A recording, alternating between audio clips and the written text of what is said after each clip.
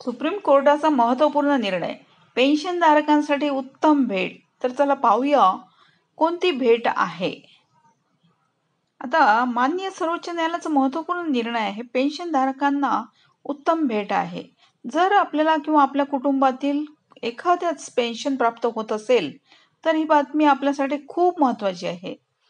भारतीय सर्वोच्च न्यायालयाने निवृत्तीवेतनधारकांसाठी काही महत्त्वपूर्ण निर्णय दिले आहेत, जे प्रत्येक पेन्शनरला माहीत असणे खूप महत्त्वाचे आहे. हा निर्णय पेन्शन आणि पगाराच्या दुरुस्तीशी संबंधित आपले अधिकार स्पष्ट करतो, परंतु या निर्णयाची योग्य माहिती फारच कमी लोकांपर्यंत पोहोचली आहे. सरकारच्या इच्छेवरच अवलंबून नाही, तर हा एक अधिकार आहे. जेव्हा एखाद्या कर्मचाऱ्यास नियमांनुसार पेन्शनचा हक्क असतो, तेव्हा ते पेन्शन मिळविणे आवश्यक असते. ही भेट नाही, परंतु आपल्या मेहनती आणि सेवेचा परिणाम आहे.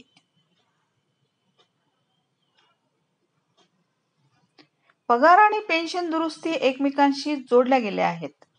मान्य कोर्टाने असेही म्हटले आहे की पगारामध्ये आणि पेन्शनमधील दुरुस्तीमध्ये बदल बदलू शकत नाही.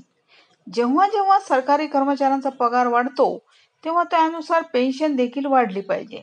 किमान पेन्शन मर्यादा निर्णयानुसार पेन्शनची रक्कम मूळ पगाराच्या कमीत कमी 50% इतकी असावी. हे किमान स्तर निश्चित केले गेले आहे, जेणेकरून पेन्शनधारकांना न्याय मिळेल.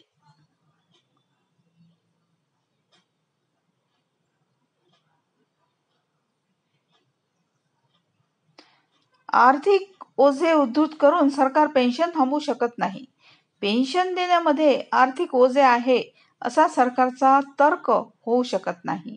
निवृत्तीवेतनधारकांच्या हक्कांचे रक्षण करणे ही सरकारची जबाबदारी आहे आणि हे कोणतेही आर्थिक कारण म्हणून टाळले जाऊ शकत नाही.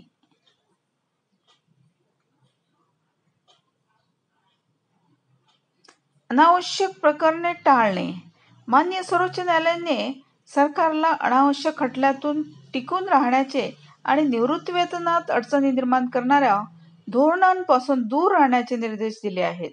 हे निवृत्तीवेतनधारकांना दिलासा देईल आणि त्यांच्या समस्या कमी करेल. पेन्शनमध्ये सुधारणा देखील आपला हक्क आहे. वेळोवेळी पेन्शन वाढविण्याचा आपला अधिकार देखील आहे. ती भेट किंवा कृपा मानली जाऊ नये. सरकार ही सुधारणा कारणास्तव टाळू शकत नाही.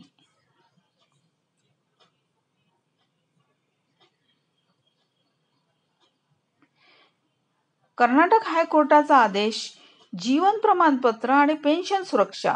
अलीकडेच माननीय उच्च न्यायालयाने आदेश दिला आहे की जर पेन्शनने आपले जीवन प्रमाणपत्र वेळेवर सादर केले नाही तर पेन्शन थांबविण्यापूर्वी बँकेला त्या व्यक्तीच्या घरी जावे लागेल.